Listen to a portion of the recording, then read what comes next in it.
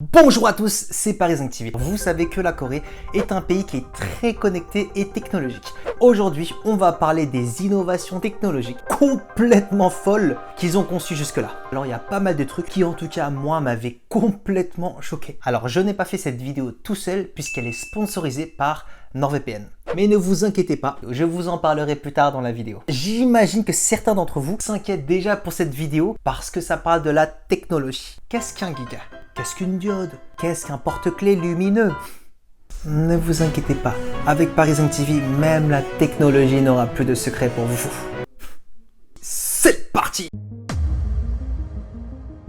Alors bon, pour commencer, vu que c'est carrément dans l'actualité aujourd'hui, je voulais absolument vous en parler. Comment les Coréens ont géré le coronavirus grâce à la technologie. Vous savez qu'à un moment, c'était catastrophique en Corée du Sud. Il y avait eu un énorme pic de contaminés. Je crois que c'était le deuxième pays le plus touché après la Chine. Mais à la différence de la majorité des pays, les Coréens n'ont pas procédé à un confinement total, mais plutôt à un confinement individualisé. Ne vous inquiétez pas, mais moi je n'ai pas vraiment compris ce que je viens de dire. Alors pour faire simple, si une personne s'avère être contaminée, elle est isolée, puis testée, et les autorités sanitaires vont procéder à un traçage technologique pour remonter chronologiquement de la vie de la personne, notamment grâce aux caméras de surveillance ou encore l'historique de carte bancaire. Mais même moi, je me dis que juste avec l'historique bancaire, avec l'historique internet et voir la personne à travers les caméras de surveillance, mais tu peux tout savoir sur la personne. On s'éloigne un peu du sujet là. Bref, après c'est vrai que les Coréens s'étaient préparés depuis très longtemps à d'éventuelles crises sanitaires, puisqu'en 2015, je crois, à cause du MERS, ça s'était vraiment très mal passé. Donc, à l'époque, il y avait une personne suspecte qu'ils ont dû emmener dans, je crois, 3 hôpitaux juste pour faire des tests, et qui au passage, ils ont contaminé plein d'autres personnes. Et donc là, ils se sont dit, non, ça va pas du tout.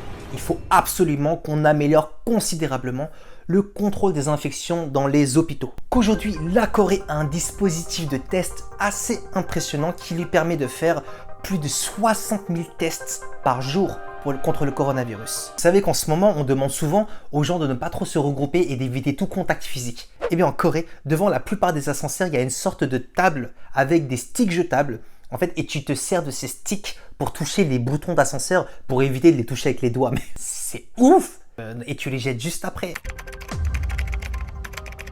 Alors pour faire un petit rappel, j'imagine que vous vous rappelez tous de la 3G. La 3G c'était pendant les années 2000 et pour vous dire, c'était super lent. Enfin, mais à l'époque on ne le savait pas. Pour nous, une page internet qui s'ouvre au bout de 10 secondes, c'était déjà de la magie. Alors qu'aujourd'hui, si ça prend plus de 3 secondes, moi je râle. Ça a évolué tellement vite parce qu'aujourd'hui en fait c'est la 4G que la plupart des gens utilisent. C'est rapide comme il faut, ça capte comme il faut, c'est sécurisé comme il faut. Faut que j'arrête avec ces il faut. Et la Corée a été officiellement le premier pays à proposer sur tout son territoire la 5G. On parle pas de 4G, on parle de 5G. Pour vous dire à quel point c'est rapide, c'est 20 fois supérieur à la 4G. Ça veut dire qu'avec la 5G, on pourra nous tous télécharger un film en 1 seconde. Donc en gros, tu bailles un coup et tu as déjà téléchargé tous les Harry Potter. Ça fait peur. Parce que du coup, ça nous habitue tellement à la rapidité. Il faut que tout arrive rapidement. Tout doit arriver rapidement. Tac, tac. Tout doit être sécurisé. Bah oui, parce qu'on fait tellement de choses avec nos appareils électroniques que la sécurité, maintenant, c'est la base. Eh bien, qui dit sécurité sur les appareils électroniques dit NordVPN. C'était naturel ou pas? NordVPN me soutient pour cette vidéo sur la technologie. Pour ceux qui ne savent pas ce que c'est NordVPN, laissez-moi vous présenter ça. Alors c'est un réseau privé virtuel qui achemine votre trafic internet via un service distant géré par le service, masquant ainsi les adresses IP et cryptant toutes les données entrées et... Bon, en gros, pour faire encore plus simple, quand vous tapez youtubeur coréen Parisien TV sur internet, votre fournisseur internet va recevoir cette requête et vous envoyer vers le site. C'est comme ça que ça marche. Ce qui fait que votre fournisseur peut voir tout ce que vous faites sur internet et même éventuellement revendre vos informations à des annonceurs. Eh bien, avec NordVPN, ça passe par un tunnel privé qui cache toutes vos informations personnelles. Donc, c'est utile notamment pour protéger toutes vos informations personnelles, mais rendre presque impossible les cybercriminels de vous attaquer, c'est-à-dire les hackers. Et n'oublions pas que vous pourrez accéder à toutes vos séries Netflix, quel que soit le pays où vous êtes. Ce qu'avec NordVPN, vous pourrez changer votre adresse IP selon le pays que vous souhaitez. C'est très simple d'utilisation et ce qui vous permettra de regarder toutes vos séries Netflix. Mon lien dans la description de vidéo vous permettra de bénéficier de moins 70% pour utiliser NordVPN, soit 3,17 € par mois. Et moi en tout cas, il y a un truc qui me surprendra toujours, c'est que la Corée, c'est un pays qui s'est construit en très peu de temps. Dites-vous qu'après la guerre de Corée, il n'y avait plus grand chose. Et pourtant, en plusieurs années, la Corée est quand même devenue un pays à la pointe de la technologie et très moderne, une très grosse puissance économique. Après, c'est vrai, on sait que derrière, il y a eu énormément de travail. Donc, respect, franchement. Les robots.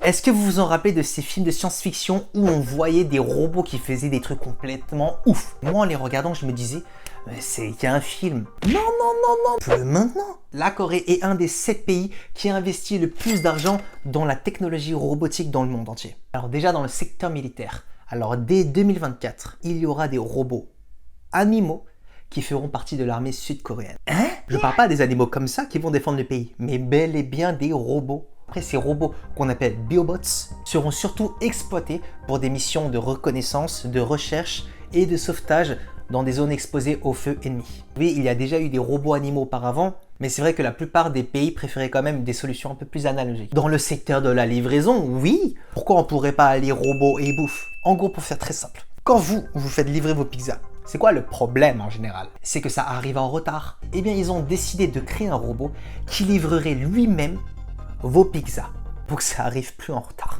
Ça a déjà fait la une de plusieurs journaux, beaucoup de gens ont débattu dessus. Est-ce que vraiment ça sera utile? Est-ce que les robots ne vont pas se prendre des poteaux ou les jambes des gens? Parce que par exemple à Séoul, il y a énormément de gens par exemple. En tout cas, sachez qu'il y a plus de 320 millions de dollars qui ont été investis dedans.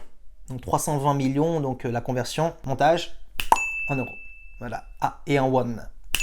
Après moi, je pense qu'ils se sont dit, franchement, si on peut livrer des pizzas avec des robots, tout ce qu'on pourrait livrer après.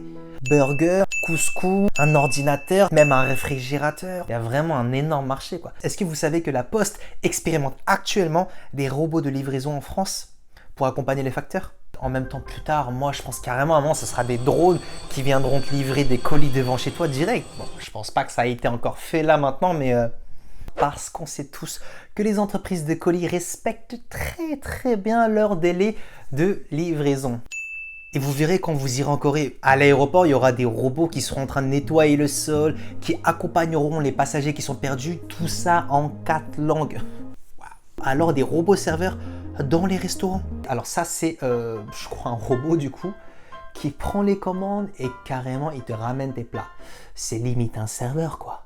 Les caméras de surveillance. Alors c'est vrai que si on dit que la Corée est un pays qui est quand même assez sécurisé, c'est vraiment également grâce aux caméras de surveillance et surtout de la façon dont elles sont utilisées. Pour vous dire qu'au Starbucks en Corée, quand j'y étais allé, il y a une sorte d'étagère avec les produits Starbucks. Alors juste en haut, il y avait une affiche où c'était écrit que ceux qui volaient allaient être suivis par les caméras et être poursuivis en justice. Alors plusieurs pays sont actuellement en train de travailler sur des nouvelles technologies pour les caméras de surveillance aussi.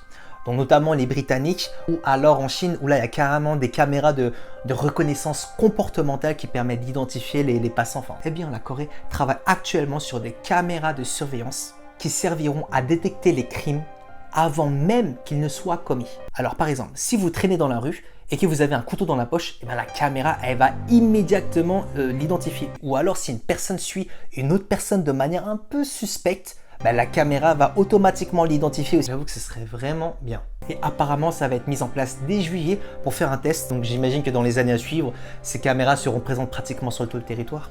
Mais c'est quand même incroyable de voir à quel point le monde il avance vite. Rien que dans les années 2000, je pensais jamais qu'un jour on aurait pu faire ça avec notre portable. Ou ça, ou même juste ça. Préparons-nous en tout cas parce qu'il y a beaucoup d'inventions qui sont actuellement en test qui arriveront prochainement dans notre quotidien. Bref, c'est la fin de la vidéo. J'espère que vous avez apprécié ce concept parce que c'est un peu quand même la première fois que j'aborde ce genre de sujet. Alors c'est pour ça que je remercie encore une fois NordVPN de m'avoir soutenu pour ce projet. N'hésitez pas à me laisser en commentaire ce que vous en avez pensé de cette vidéo. Et Abonnez-vous si ce n'est pas encore fait. Alors sur ce, je vous dis à très bientôt dans la prochaine vidéo. Polytechnique partie 2. Tchuss! Et n'oublie surtout pas d'activer la cloche pour être au courant de toutes les vidéos que je sors.